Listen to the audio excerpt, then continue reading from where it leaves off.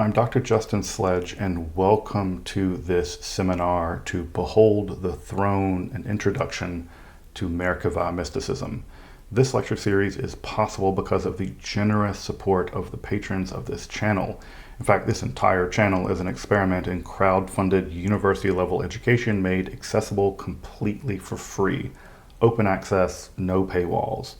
Access to reliable scholarly education on any topic shouldn't plunge anybody into thousands of dollars of debt, and I'm committed to making topics that I have expertise in and the history of Western esotericism as accessible to the public as possible. That said, if you benefit from the channel or from this course, I'd ask you to please consider supporting the channel for the production of free courses like this via a yearly contribution to my Patreon for as little as like $54 a year.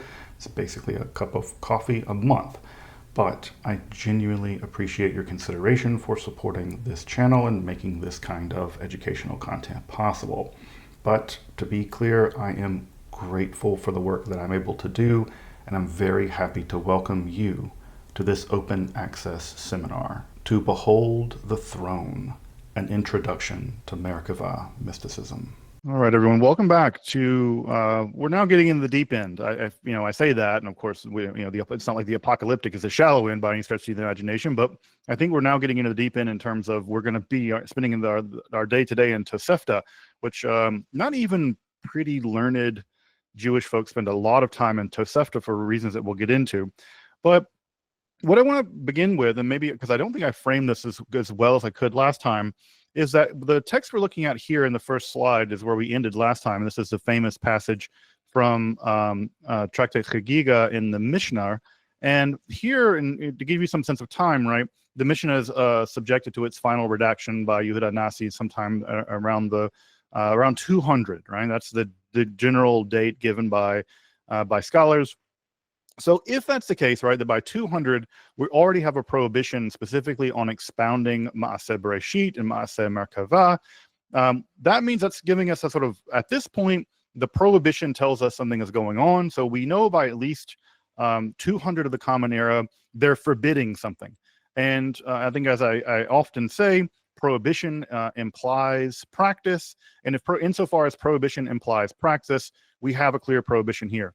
Now, what I also wanted to point to last time, as we talked about this a bit last time, is that there's already in the rabbinical literature a kind of tension whereby the Mishnah seems to have a stricter halachic position, a stricter legal position on expounding the Merkavah than does the Tosefta. And so the Tosefta, just so that folks maybe who don't know a lot about rabbinical literature, the Tosefta is a kind of transitional literature. Now, there's a lot of debate about when Tosefta is produced, but in general, scholars agree that it is produced after the Mishnah, but produced before the final editing of the Talmuds. And the Jerusalem Talmud is typically thought to be edited sometime around 400. The Babylonian Talmud typically around 500, although I have seen in the literature that's creeping a little bit further into the future in 550, 600. But at any rate, we don't know exactly when the Tosefta is put together, but it's put together sometime between the Mishnah in 200 and the Yerushalmi in about 400. And what we've seen is that in the Tosefta, there's a kind of a softer position, a more lenient position when it comes to the expounding of the Merkavah.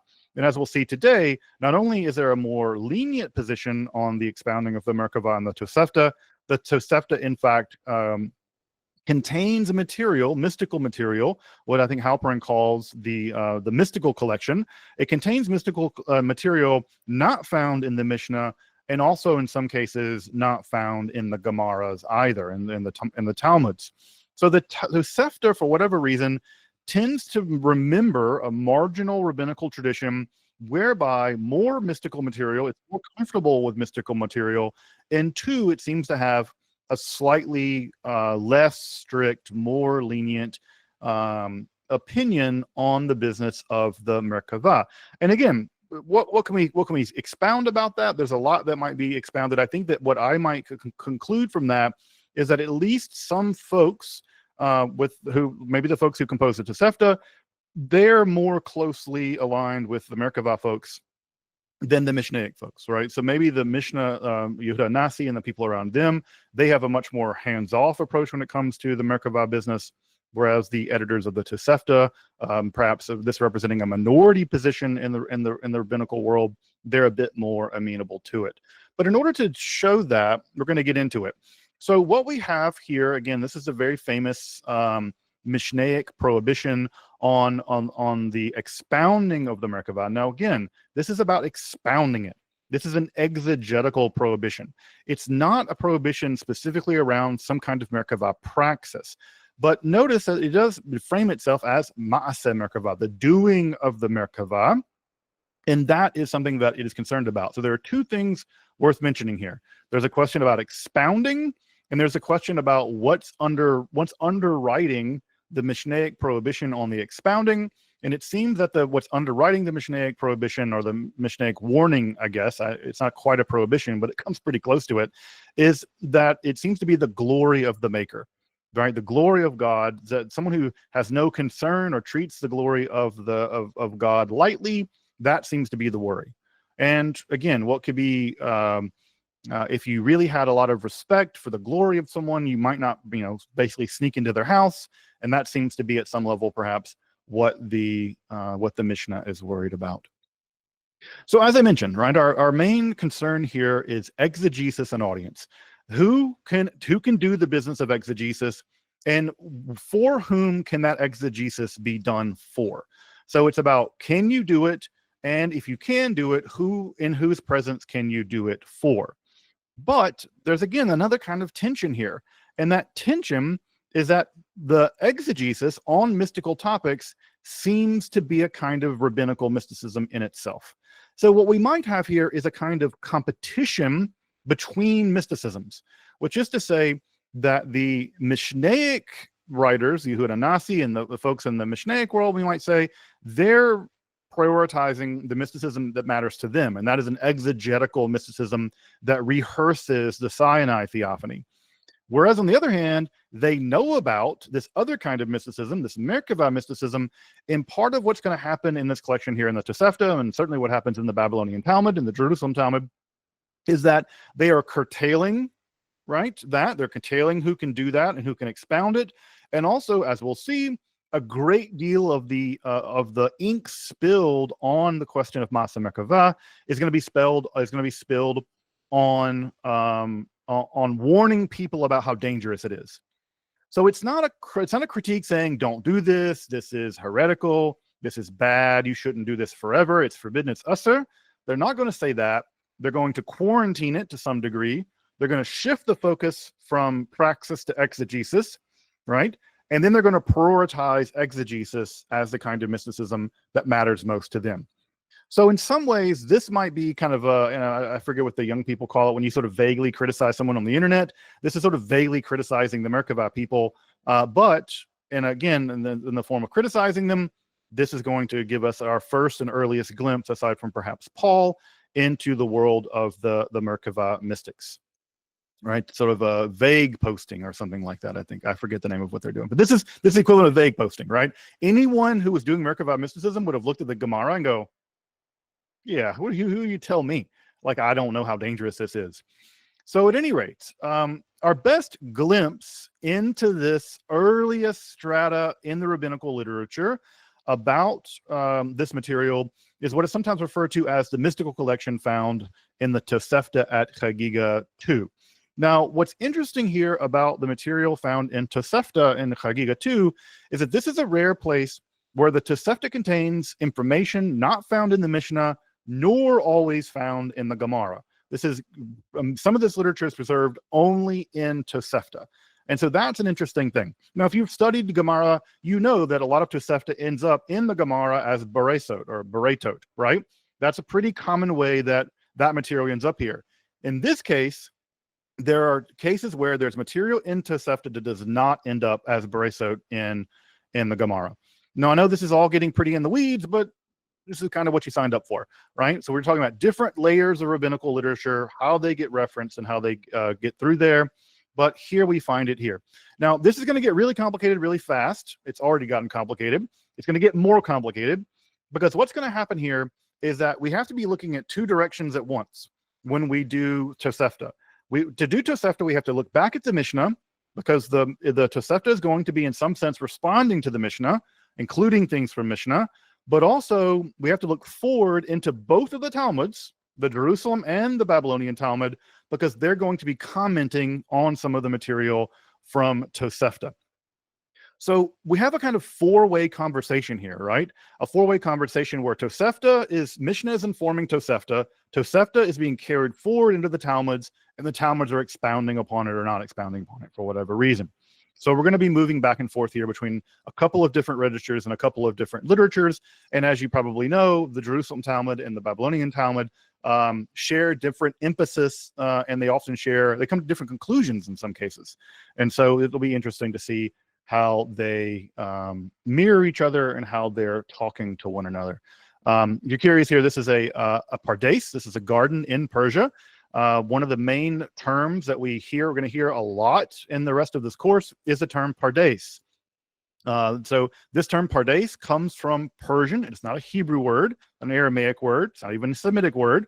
It's an Indo-European word, and it comes from Persian, and it indicates a royal garden. This is a garden that is in a royal palace. So you can think about the curated grounds of a royal palace. That is the pardes. And this pardes, as we'll see a little bit today and certainly next time, this is one of the words the rabbis use for the garden, the walled garden that is part of the heavenly Hechal, the heavenly palace of God. And this word even comes down to us in English in the word paradise. So that's where we get the word paradise from, and it's a word that we're going to see a bit today and certainly a lot next time. All right. There's another example of an Egyptian garden. So if you want to see, that was a Persian garden. Here we have an ancient Egyptian garden. So what we have, right, in the Tosefta, or in the Mishnah rather, is a stricture that we do not see echoed in the Tosefta. The Tosefta, remember, has that interesting moment where it says it says, look, Mishnah says that you can't say, or Rabbi Yehuda says in in the Mishnah, look, you can't say these certain blessings before the Shema if you're born blind. And then the Tosefta adds, yeah, but there are people who expound on the Merkavah and they've not seen it either. And there's a kind of introduction of the possibility of a lessening of the stricture here in the Tosefta literature. And to boot, the Tosefta provides even more discussion of mystical rabbinical issues that are not found in Mishnah and are not, again, totally accounted for in the Talmud. Specifically, there are 7 pericopes. Right, we're looking at 7 pericopes preserved in the Tosefta at Chagiga 2. But what's interesting is that not all of these pericopes are going to be discussed in the Talmud, and 2 of them are just missing from the Babylonian Talmud entirely. The Babylonian Talmud just doesn't comment on them at all. If it weren't for Tosefta, they wouldn't be preserved.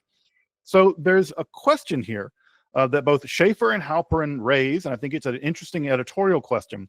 And the question here is this: is this mystical collection, what Halperin calls the mystical collection, is the mystical collection indigenous to the Tosefta, or is it also preserved somewhere else in a source we don't have? And is that where the Talmud's getting it from? So is the Talmud bringing in the Tosefta as Beretot, or is this part of another larger collection? And Schaeffer and Halperin disagree about this. I don't have an opinion. I'm not smart enough to have an opinion about it. But what they're saying is, in some ways, it seems tacked on here. And the question is, if it's tacked on and the parts don't seem to talk to each other, where did they come from? Now, this is going to matter a lot, because if you studied the Merkavah literature, you'll know from studying Schaeffer that Schaeffer's opinion is that the Merkavah literature began as microforms, little bitty sections of text that were ultimately edited together and become bigger texts called macroforms. So the microforms were sometimes and if you've read much of the Hekhalot literature already, you'll know that sometimes the sections have nothing to do with each other. They're just sort of tacked together. And so the question is this like that?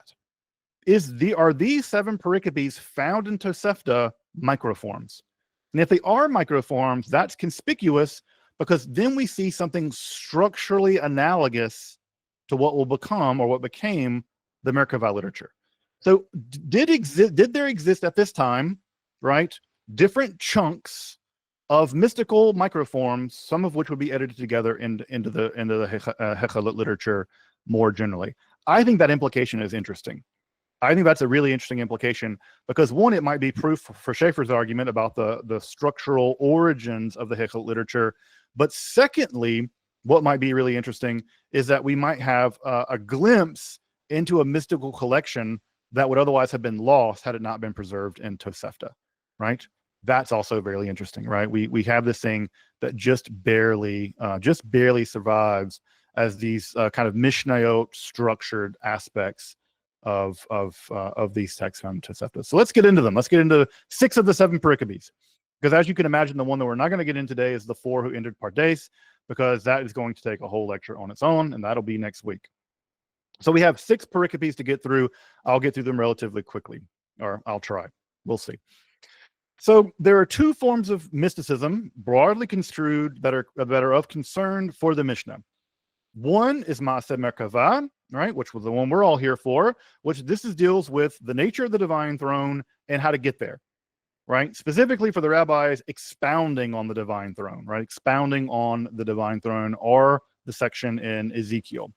Now, there is another form of mysticism that could be its own class, which I'm not teaching now, and that deals with questions of Maaseh Bereshit.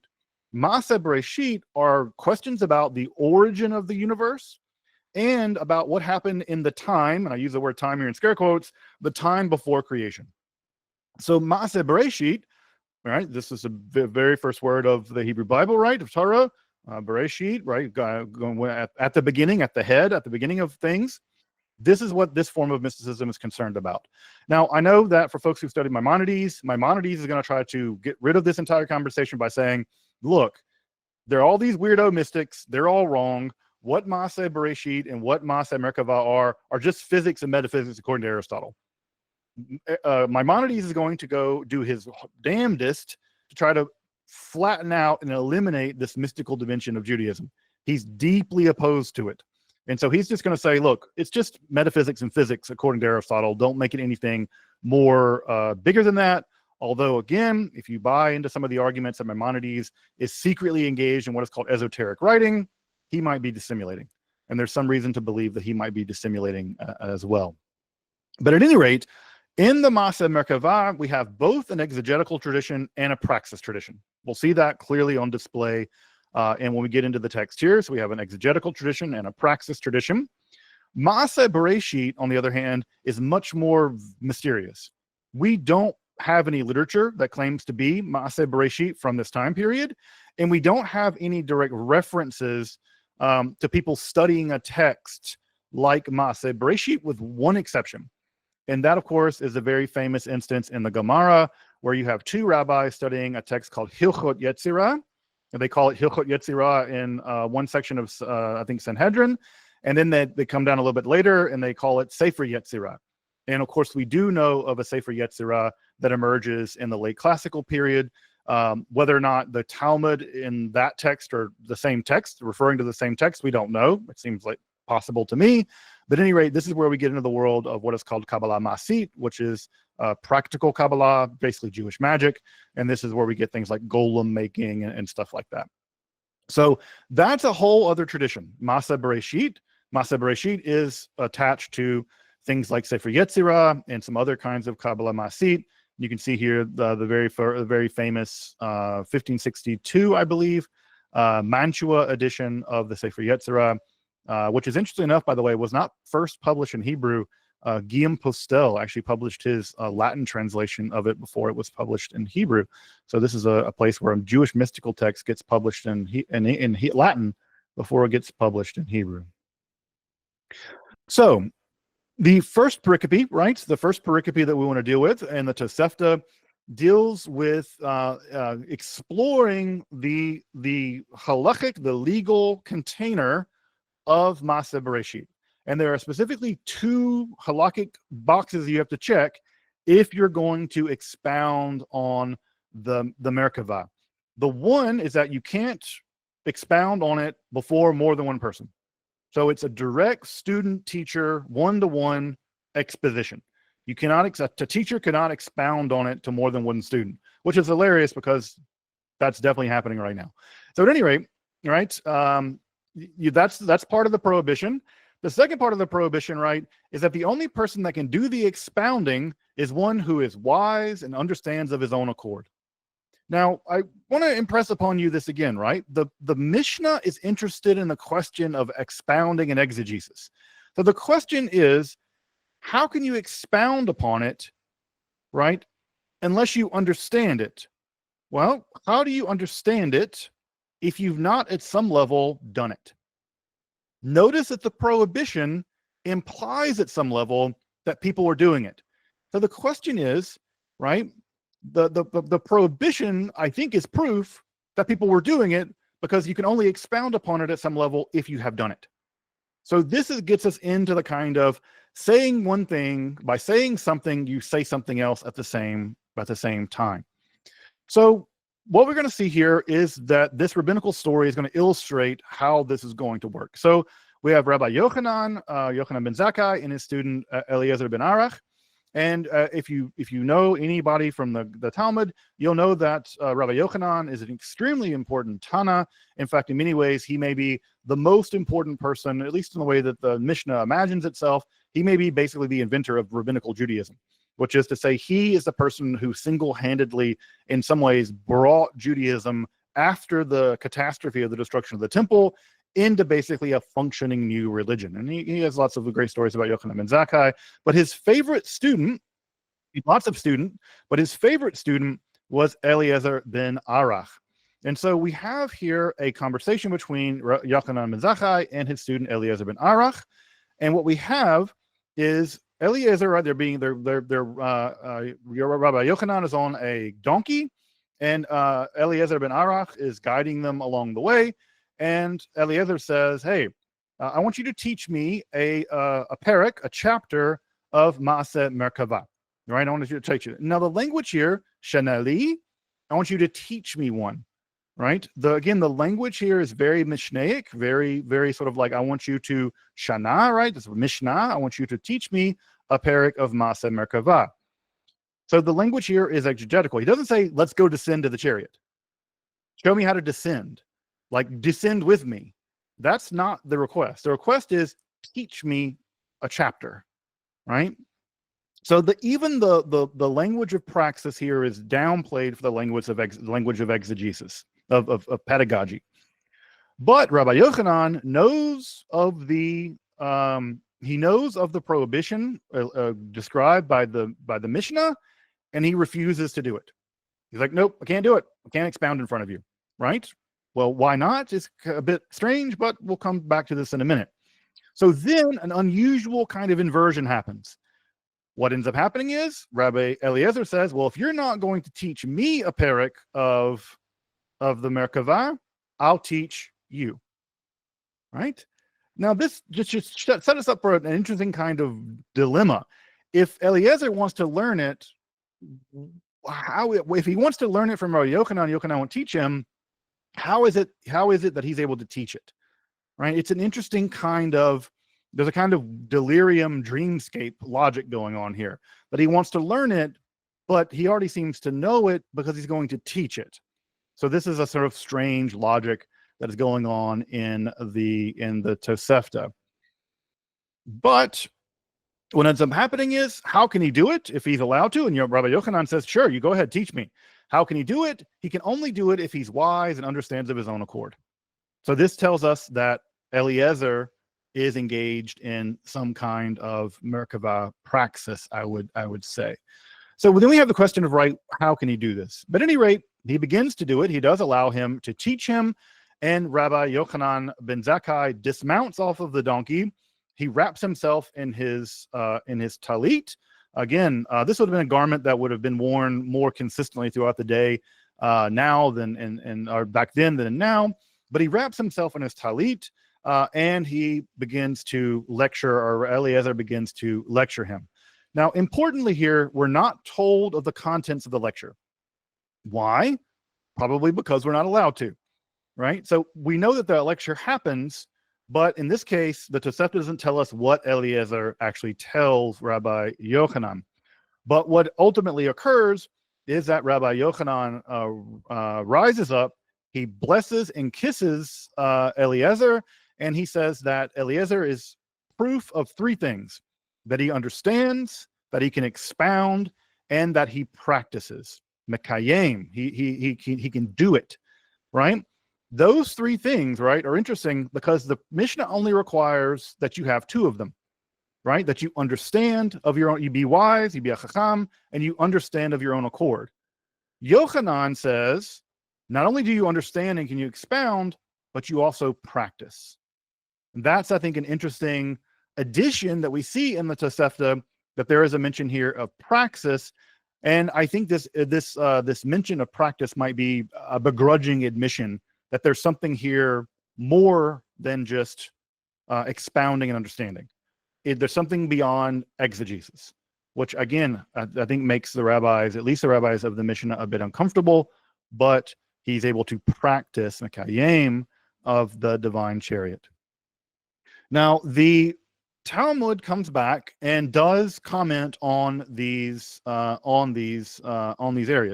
Now, the couple things that are worth mentioning here is that in neither Jerusalem Talmud nor Bavli does the content of the lecture ever get spelled out. We never get access to that black box because we're not allowed to, right? We're not wise, and we don't need the Gemara doesn't know that we have the qualifications to learn from Rabbi Eliezer. Only Rabbi Yochanan does, right? Because you can only teach one, and if you write it down, perhaps you're teaching more than that. But what's interesting from the point of view of the Talmud is the Talmud is far more interesting in the blessing that Eliezer receives than they are in the actual lecture. The Gemara is not interested in the lecture; they're interested in the blessing. That's where they focus. So there's a couple more additional elements that the Talmud includes that are not in the Tosefta. The first is that we have Rabbi Yochanan dismounting from the donkey, and same as Tosefta, but he tells us why he dismounts. And the dismount is he dismounts because it wouldn't be proper to hear about the glory of his creator while on the donkey, right? While it wouldn't be. And again, that should be important, right? Because if we go back to our Mishnah, that is exactly what the Mishnah cares about. The kavod kono, the glory of the maker. So again, what we have in the Gemara is we have the Gemara actually making it so that he's trying to make sure that he's following the rules. The concern is on the glory of the maker, right? And Rabbi Yochanan ensures, right, by getting down off the donkey, wrapping himself in his tallis, that he's properly, and this is going to matter for a moment, it's going to matter in a moment, right? So that concern satisfies the other question, the other concern on the part of the Mishnah. So, right, but we don't know the specific topic that Eliezer is going to expound, right? And so there's a question here is, if he can vet at some level what Eliezer ben Arach is going to say, right? Why couldn't he teach him? This is the weird sort of dialectic that this thing brings out. But at any rate, after Eliezer finishes his lecture, but before the blessing in the Talmud version, two things occur. Fire comes down from heaven, and angels descend and begin dancing around as if at a wedding party.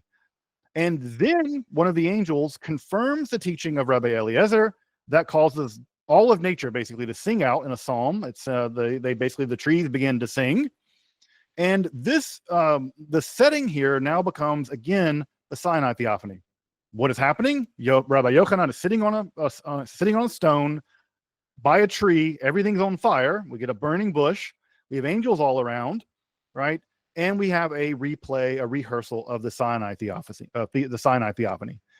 That is a very Mishnaic, very exegetically oriented mysticism, particular to the rabbis of the Mishnah and the Gemara, whereby correct exegesis allows you to basically rehearse the Sinai theophany. Now, what's important about that is that rehearsal of the Sinai theophany is not a thing that happens in the Merkavah literature. If you read the Merkavah literature, you don't see that, right? Again, we have two different mysticisms, two different valences, maybe a competition of mysticisms, we don't know. But the rabbis seem to say, yeah, even if you expound the Merkavah, the best that you get is you do it exegetically and you get to rehearse the Sinai theophany. That's clearly their focus, right? And I think, and again, if you accept the what Schaeffer says, which I think he goes a little too strictly in this regard, but whatever, he knows more than me, is that the rabbis are very begrudgingly admitting that there is a Merkavah praxis, right? Their focus is on the exegesis stuff and on the Sinai theophany. So that's what matters, is correct exegesis. Now, we're going to see in a minute what happens when there's incorrect exegesis, right? And you can imagine what the dangers of incorrect exegesis is going to be. Well, death and insanity. So this is the concern of the rabbis. Now, the text continues now, right? That once they achieved, the student and teacher, two more students of Rabbi Yochanan, Rabbi Joseph the Kohen and Rabbi Shimon ben Nathaniel, they also expound on the Merkavah. So we have another instance where they're expounding on the Merkavah, and this also induces cataclysmic, apocalyptic kind of disturbances. There is an earthquake. We're told that they're expounding in the month of Tammuz, which roughly is equivalent to like July in the not Jewish calendar. And of course, if you know about July in the land of Israel and the Galilee, there's not much in the way of rain. It is not a rainy season, and what appears is a rainbow. Now, again, there's two things that are interesting about that. It insinuates a downpour, which is a sort of manifestation of God in the classical sense, but also remember what occurred in Ezekiel's vision. He sees a rainbow as part of the Merkavah event. So the appearance of a rainbow, despite it being Tammuz, is again also a very clear example that they're rehearsing at some level perhaps the Ezekiel event, and also a bat kol. Now, the bat kol is one of the more interesting aspects of the divine as it appears in the Gemara. It literally means a daughter of the voice, but it's almost always when God interrupts common things going on down here to sort of issue a statement, right? Elu ve'elu, right? These and those, both of the words of the living God, whatever. It's when God wants to directly speak to a rabbinical audience. And here we have a bat kol, and it tells them that in the afterlife, in Olam Haba, in Gan Eden, after the world has, after they've died or whatever, that they're going to be invited into the third class, into the messianic period of the heavenly academy. And there are different classes that are outlined in the rabbinical literature for people of different merits. So you can be in the first class or the 10th class or the 7th class, but here we have them being invited into the third class. And there's a text called Sifrei Deuteronomy that explains that the third class are for those blessed who get to dwell in the house, right? And that language of in the house, I think, and I agree with Schaeffer, has sort of a Hekhalot valence to it. So that's a place, right, where we have, again, God intervening and congratulating them on a successful exegesis. At the end of this, there's also an addition in the Bavli where Rabbi Yochanan says, oh, also, and I had a dream that all of us would be gathered together into Mount Sinai, and at Mount Sinai we would be invited to ascend. The language here is a language of ascent. We would be invited to ascend, and we would be allowed to ascend into the banquet academy of the third class. So here we have a prophetic element as well, right? And if you know your Talmud, you'll know that dream interpretation plays a big role in the Gemara. The Gemara famously says that a dream is 1/60th of prophecy, right? And that sleep is 1/60th of death. But the dream here, the dream of Rabbi Yochanan, is that they would be again on Mount Sinai rehearsing this business of the Sinai theophany, and they would be allowed to go into the third class. So this is a place where correct exegesis fulfills Rabbi Yochanan's prophecy, his dream prophecy. So lots of things being wed together in this material, and lots of interesting things being wed together here.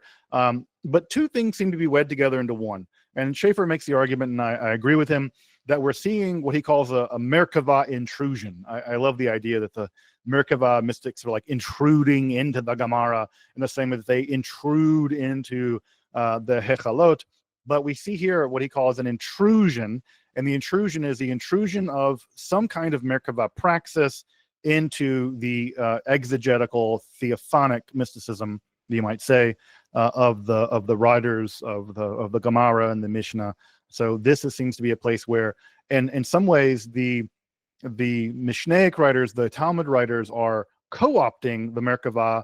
They are changing it so that it's not about this descent business, but rather it's about literally bringing heaven down to earth, or at least in the form of the Sinai theophany.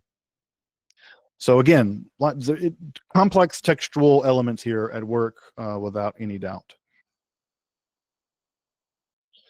We have another pericope that's very brief. It says Rabbi Yehoshua expounded before Rabbi Yochanan, and then Rabbi Akiva expounded before Rabbi Yoshua and Hananiah ben. And so basically we have a chain of transmission.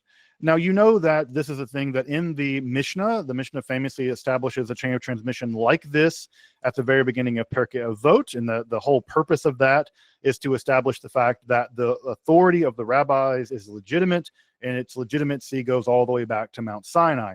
We have something like that here with a chain of expounding. So it shows us some kind of chain of expounding, perhaps to show who were authentically able to engage in expounding. Just to give you some footing here, Rabbi Yossi and Rabbi Yehuda, they're roughly contemporaries to Yehuda Nasi, and basically that's Yehuda Nasi who edits the Mishnah. So we're getting down to that 3rd century 200 CE level. Of course, Akiva is one of the main heroes, along with Rabbi Ishmael and Rabbi Nechunya ben Hakana. They're the big 3 heroes of the Hekhalot literature. So already we have the text here establishing Rabbi Akiva as an important member of this legitimate form of expounding on the Merkavah. And of course, Hananiah is also one of the 10 martyrs, whose the story of which is inside of Hekhalot Rabbati. So this text again is linking us to this in some form. This exact chain of transmission is found also in a Geniza passage. So we know that in one of the passages of the Merkavah literature as preserved in the Geniza, that piece of text also includes this chain of transmission, and therefore this Tosefta chain of transmission mattered to the Merkavah mystics. So again, we have it preserved in Merkavah literature, but it's also preserved in the Tosefta. So again, these texts are talking to each other. They know about each other. They're in some kind of, I would say, tense situationship.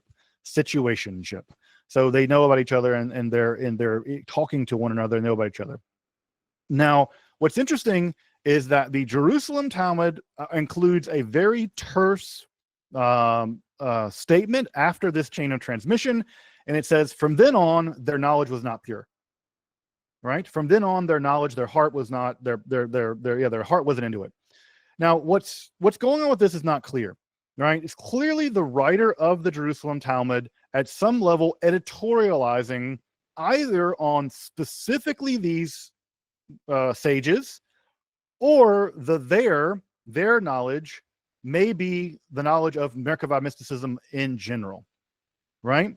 So here, the question is, does the Jerusalem Talmud know that there is a they, right? The they who is practicing this, and is that a commentary on the fact that it's a critique? But yeah, back in the day, Rabbi Akiva and Rabbi Yochanan ben Zakkai, they could do this. But after that, no. Right? In the same way, right, that there is a sense in the Mishnaic literature that back in the day people could do prophecy, but then that came to an end, and that doesn't happen anymore. No one can claim that kind of authority anymore. So it seems like there is a Talmudic, at least in the Yerushalmi, a cap where they're saying, yeah, maybe back in the day they could do it, but not now. Right? After that, the knowledge of it was lost, or wasn't pure anymore. Right? The Babylonian Talmud doesn't include that line. It doesn't include the line about them not being pure. It just wants to figure out why these guys are talking to each other the way they are. And the Babylonian Talmud is just interested in the logic of why these guys are listed the way they're listed. And the answer, of course, given the Gemara, is that they're interested only in people who lectured before a teacher and then went on to become a teacher for whom a student lectured at them. right? And then there's a rejoinder about why one guy is mentioned, and they said he must have had some anonymous student. So the Babylonian Talmud, for what it's worth, doesn't do the critical move that the Jerusalem Talmud does. Now, my thinking on that is the Jerusalem Talmud includes this critique because the Jerusalem Talmud has a much more recent memory, right, of people doing it. Maybe it's still happening in their lifetime. Maybe they know people who are doing Merkavah stuff, and this is an attempt to put the cap on it, right? To put the kibosh on it. So this is, again, that prohibition is confession. And when you get the kind of, again, this kind of prohibition, this kind of, their knowledge isn't pure, well, that tells me that something's going on. But we don't know, right? We're only getting this sort of in a funhouse mirror in some way. So at any rate, and remember, folks, the Jerusalem Talmud is being composed in Roman Palestine. So it's in the area, it's closer, it's earlier in time. And again, we might have a more direct memory of someone engaging in Merkavah praxis, and this may be evidenced by the kind of slight performed by the Jerusalem Talmud. Next, right? Next, we would have the four who go into Pardes. We're going to hold that one for next week because that's going to require a metric buttload of exegesis, right? That's the whole, it should be a biblical unit for how much it's going to require. But it's the four that go into paradise, we'll put that one off. But what comes after the four who go into paradise is two parables of warning. There are two parables about why this is so dangerous. The first one rightly links the practice, the contemplation of the Merkavah to being in the garden of a king, a pardes, right? A garden of a king in which the king is on an upper chamber. There's an upper chamber in which the king is, and we're down here in the garden. Now, the danger of this, according to the Talmud, right, is that you might look at the king, but you might be tempted to literally feast the eyes on the king. The Aramaic language is to feast the eyes. And that language of feasting the eyes, almost always in the Gemara, has a sense of some kind of lewd or sexual gazing at something. I'm sure everyone's looked a little bit too long at a person you found attractive in public. It's going to feast your eyes upon them. There's something lurid and lewd about the gaze. And that worry is that if you gaze too long at them, something bad can happen. Specifically, right, you can commit lust or something else bad can happen. And there are two places in the rabbinical literature where that kind of feasting the eyes language is used. One of them is that Nadav and Abihu, right, who were famously destroyed by God for committing some kind of alien fire. They committed the alien fire business, and God kills them. Now, the question is, what caused them to do that? And in the rabbinical imagination is, while they were receiving the Torah on Mount Sinai, the two brothers feasted their eyes on the Shekhinah, right? On the presence of God. Now, to be clear, the Shekhinah has not yet become a woman by the Gemara days. That's going to be more of a Zohar thing, several centuries later. But there is a kind of homoerotic dimension here where Nadav and Abihu are looking at God in a kind of sexual way. So there's a kind of homoeroticism here because the Shekhinah has not been converted yet into the divine feminine yet. That's a bit later. But the Gemara says that's why they were killed, right? That's what set them up to be killed, was this feasting of the eyes. The other place where we have this business of the feasting of the eyes is that we have a description of when there were repairs that needed to be done inside of the Holy of Holies. Now, as you know, you're not allowed to step foot into the Holy of Holies, but that doesn't mean you can't be in there. And as you can imagine, it was a room that needed repairs done. Plaster would crack. You would have to get things done. So what did they do? They had a trap door at the top of the Holy of Holies, and they could open that trap door and they could lower workers in so they never step foot into it. They're suspended from this thing, but they have to be inside of a box. And so what they do is they're lowered down into the Holy of Holies to the area that needs to be worked on. And through this little area, this hole in the box, then they can do the work that they need to do, and they can go back out. But they're never allowed to see the Holy of Holies, and they're never allowed to see much more than the little area that they're allowed to work in. but there are places where people were let down in there and they feasted their eyes inside the Holy of Holies in a way that is somehow forbidden. So this language of feasting the eyes has a kind of idea that you're inappropriately looking at God, right? And again, what's the concern for the Mishnah? The concern for the Mishnah here is a kind of the concern over the glory of the Maker. That if you look at God's glory in this sort of perhaps homoerotic way, and it's a very doodly culture, that's the kind of concern. There's a kind of eroticism here that worries the rabbis. And the concern here is that if you were to go to the Merkavah, you would be tempted to feast your eyes on the Merkavah. And of course you would. I mean, can you imagine if the sky split open and God's standing there? Of course you would want to look at that, right? But the idea is you might look at that inappropriately and therefore violate the glory of the Maker. So this is the first parable and sort of the underlying logic of the parable. One of my favorite stories in the Gemara is that maybe it's not in the Gemara, but Nadav and Abihu, when they were burned, right? God killed them, but the Talmud says their clothes were completely intact. So the fire went inside of their nose and inside their mouth and burned them from the inside, but their clothes and stuff were totally unsinged. So it's like very Indiana Jonesy in terms of how they were actually killed with the fire in the text. I don't know where that story is. This is always a problem with Jewish stories, is that no one's ever really clear where these stories are half the time. Like, yeah, it's in the Gemara, but it's not. It's in some midrash or something. This is always a worry that we're not terribly good. I'm not terribly good at keeping track of where stuff is. I just remember how great the story is and repeat it. The second one warns of being on a public road, and it's strata in Aramaic. The word right there, by the way, is a Latin word. It's Latin brought into Aramaic, but there's a public road going one way, and then there are two parallel roads made of fire and ice.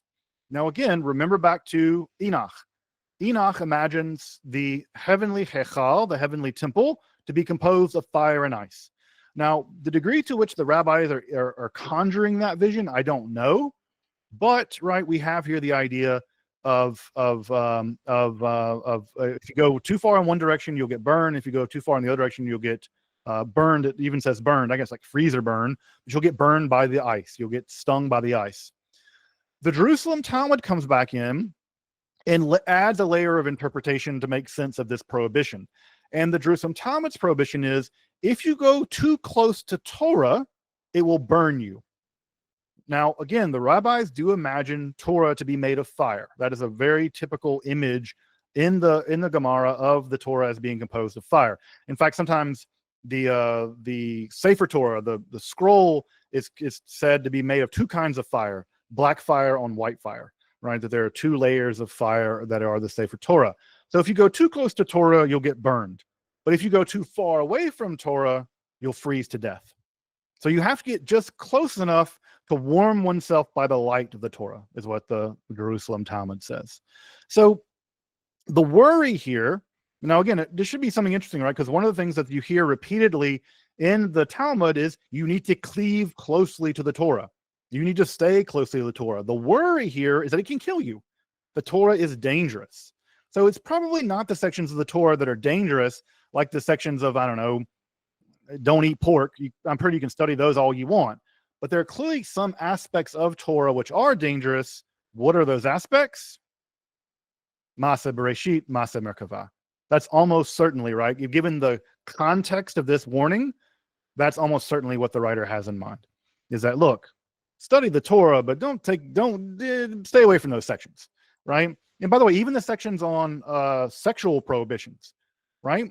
Because if you study the sections on sexual prohibitions, the worry is, well, you might get turned on, right? You might go to experiment. I mean, I don't know about you, but there's nothing makes me want to do something more than being told not to do it. That's, stolen water is sweet and you want to go do the bad thing.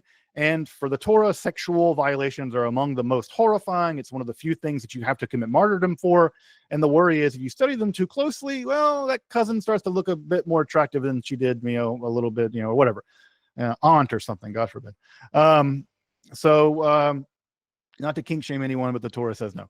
But here, right, this is the kind of thing that you might get a little too worried about and lead you into dangerous waters. Ditto with Maaseh Merkavah and ditto with Maaseh Breshit. I'm going to focus just briefly here as we begin to wrap up on these last two sections.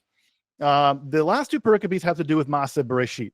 And I'm not going to focus on these a great deal because this is, of course, not on Maaseh Breshit, but on Maaseh Merkavah, but they're worth studying because, well, they're interesting. And so we'll talk about them briefly. Now, as you may know, one of the rabbis who goes into the Pardes is a fellow named Ben Zoma. And what we learn about Ben Zoma is that he goes into the Pardes, he fails the water. It seems like he fails the water ordeal, which we'll talk about more later, and he's harmed, is what we're told. Now, the exact nature of the harming isn't clear from that pericope.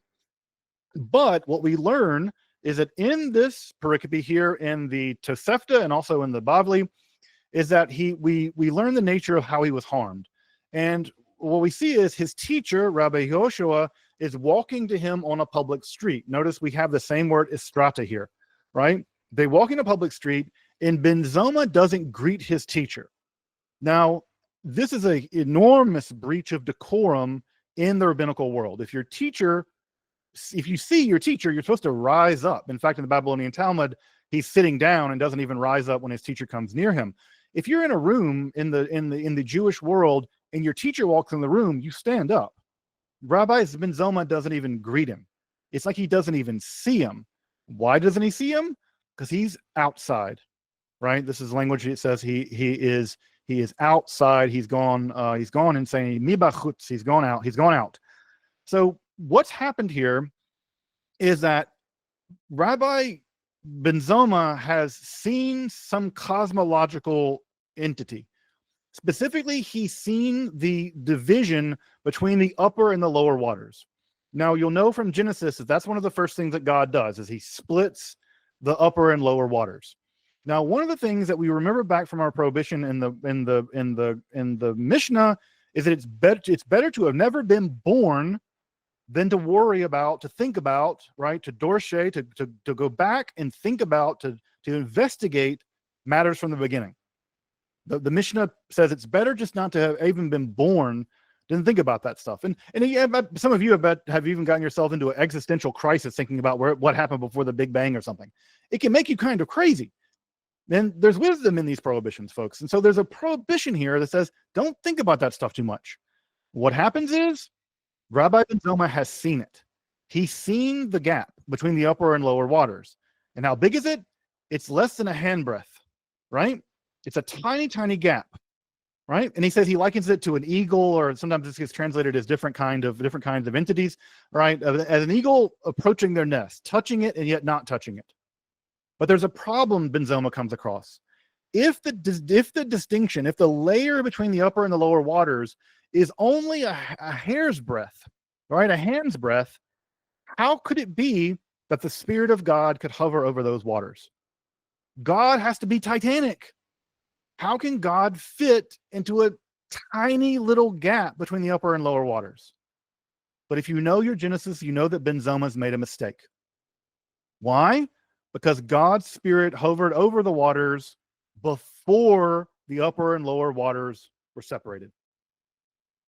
What's the error? The error is an exegetical error. Ben Zoma's wondering about a problem that can't exist, right, if you do exegesis correctly. The correct exegesis is God's Spirit could hover above the primordial waters because there's conceivably an infinite amount of space for God's Spirit to have hovered. But after God divided them, yes, God could not have fit into that crack or that dimension, right? But the text never says that God's Spirit hovered between the upper and lower waters once the division was made. Now, Ben Zoma's made a crucial exegetical mistake. And for the rabbis, there's nothing more awful than this kind of mistake. And what happens to him? He goes out of his mind and dies. That's the danger. If you go into these other realms, you might see something and it might confuse you in such a way that you might make a mistake in exegesis. And that's what the rabbis worry about. It's an exegetical mistake that causes him to go chutz, right? To go outside to go insane and then die. That's the worry. That's the concern, is that it's not the vision. They're fine with him having the vision, I guess. The problem is, does it lead to improper exegesis? That's, or mixed dancing. But it leads certainly to that, right? It certainly leads to improper exegesis, and that's enough to kill poor Ben Zoma, drive him mad, and kill him. Lastly, folks, as we wrap up for the day, I want to cover the last of these, is we have a prohibition here on dimensions of the kind of cosmological things that we can study. Now, there's a verse here in Devarim, in Deuteronomy, that says, "You have but to inquire about a bygone age that came before you. Ever since God created human beings on the earth, from one end to the heavens of the other, has anything as grand as this ever happened, or has it ever been known?" Now, you might be convinced, right, that if you say you have to inquire about a bygone age, well, when is that bygone age? Is that back before creation?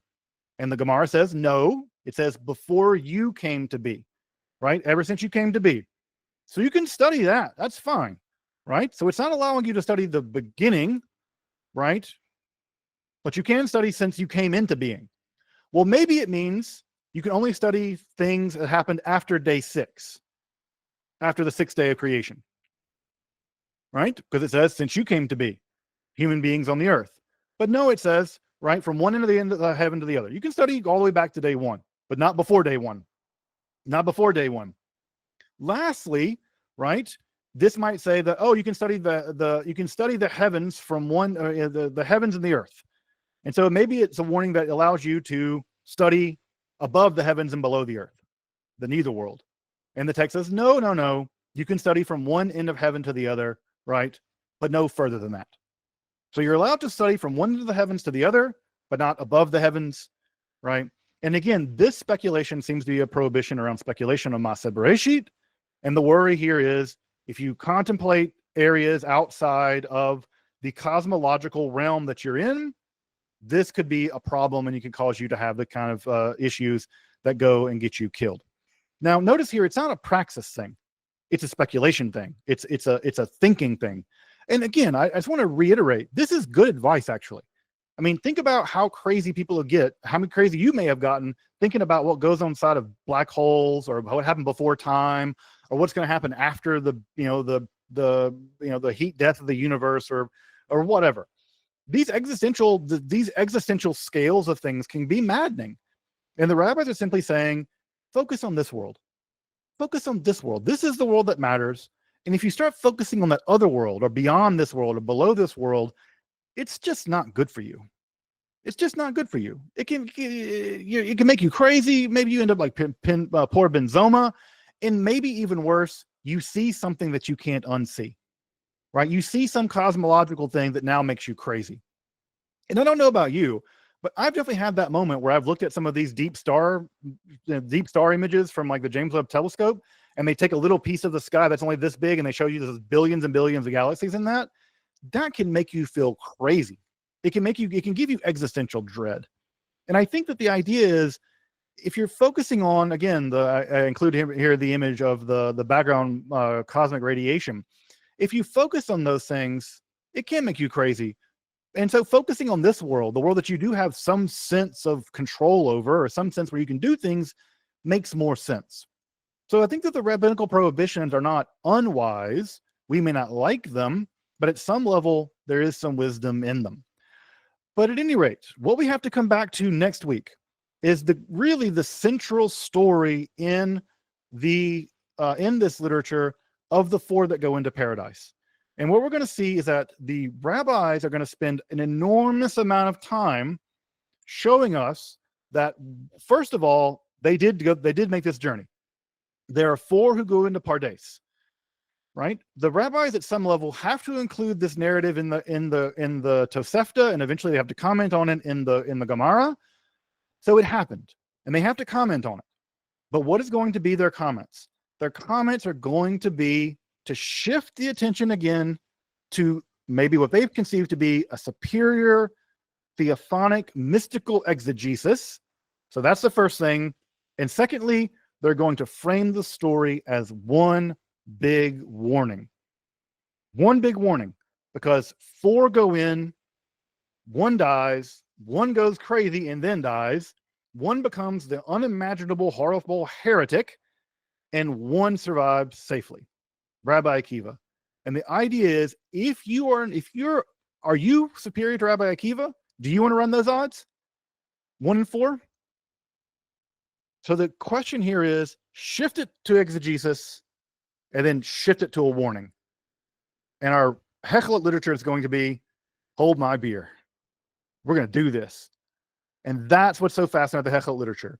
The rabbinical literature is terrified of this material. The Hekhalot literature is doubling down on, let's do it. You do it. And that's what's going to be so impressive about when we get to the literature. We're going to hear all these prohibitions, and then those prohibitions are going to turn into, and here's how you get to the other world. And here's the name of that angel. And here's this test. Here's how to pass it. Here are some cheat codes. That's the one thing that's going to be neat about this. We're going to go from the world of extreme prohibition, where even the angel Metatron is going to be beaten with lashes, right? Even the angel Metatron is going to be beaten with lashes, right? And we're going to go from that kind of level of prohibition to active praxis.